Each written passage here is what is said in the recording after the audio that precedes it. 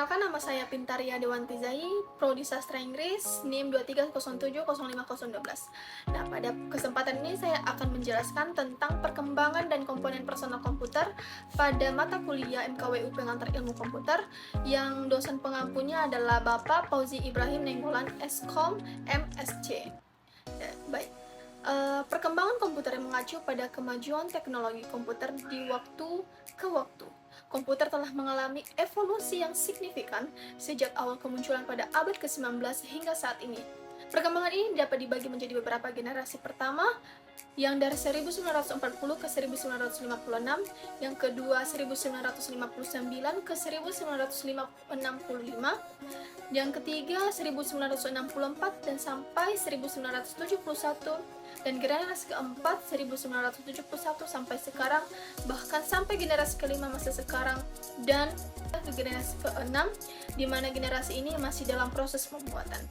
Baik, kali ini saya akan menjelaskan tentang komputer generasi ke-6 atau komputer yang sedang masih didesain.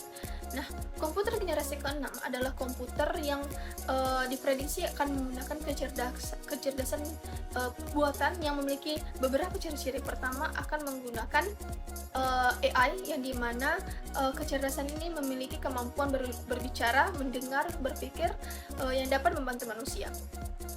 Kedua, ukuran yang lebih kecil. Nah, komputer ini juga akan didesain dalam bentuk yang lebih kecil dan portable, yang memungkinkan bentuknya dapat bervariasi dan dapat dibawa kemanapun.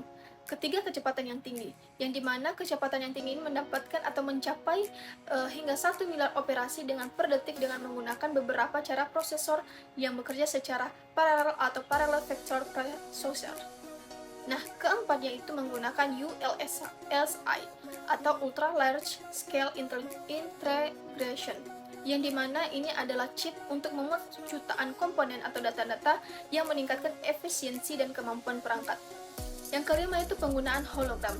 Nah, penggunaan ini digunakan untuk Blue Laser untuk menampilkan tampilan virtual dalam keyboard virtual. Dan yang terakhir yaitu lebih mudah dan canggih. Meskipun lebih canggih, komputer generasi ke-6 diharapkan dapat menjangkau atau membandingkan pada generasi-generasi sebelumnya.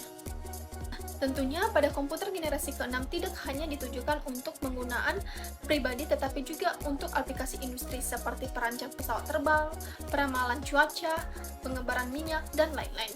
Dengan kemampuan yang semakin maju, arsitek seperti fungsionalitas komputer ini akan dikhususkan untuk memenuhi kebutuhan pengguna di berbagai bidang.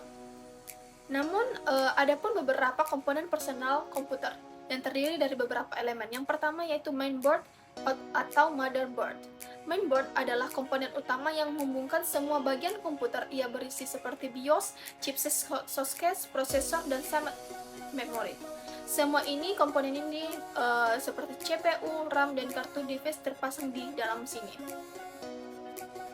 Kedua, Central Processing Unit atau namanya CPU. Tentunya kita tidak aneh dalam mendengarkan CPU, yang dimana ini adalah otak dari komputer yang bertanggung jawab untuk menjelaskan atau mengatur instruksi dan mengolah data. Kecepatan dan performa CPU juga mempengaruhi kinerja seluruh komputer.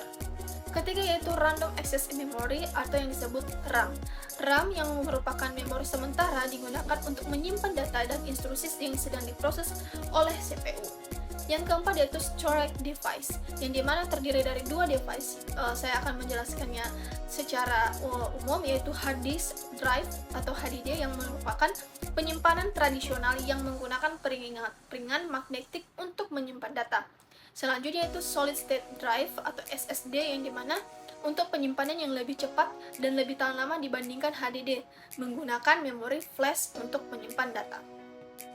Dan yang kelima, Power Supply Unit atau PSU, yang dimana PSU ini merupakan arus listrik dari sumber daya menjadi arus DC yang dibutuhkan oleh komponen-komponen komputer, yang dimana juga mengatur distribusi daya ke semua berbagai sistem.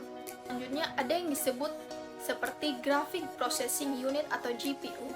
GPU ini adalah yang bertanggung jawab untuk rendering grafis dari visual. Ini sangat penting untuk aplikasi yang membutuhkan grafis atau game dengan desain grafis yang tinggi.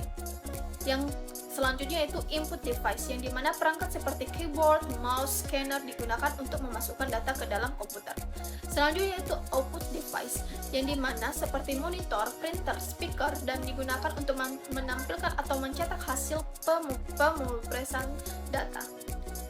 Selanjutnya itu cooling system, di mana cooling system ini adalah suatu sistem pendingin yang ada di komputer yang seperti kipas atau headline yang diperlukan untuk menjaga suhu komputer tetap rendah agar tidak overheating yang dapat merusak perangkat keras. Selanjutnya casing. Casing adalah wadah untuk menyimpan semua komponen komputer, juga dapat membantu memanajemen kabel dan pendingin. Setiap komponen memiliki fungsi spesifik dan saling berinteraksi untuk memastikan komputer beroperasi dengan baik. Tanpa salah satu dari komponen ini, komputer tidak dapat berfungsi secara optimal. Baik, sekian penjelasan dari saya. Terima kasih.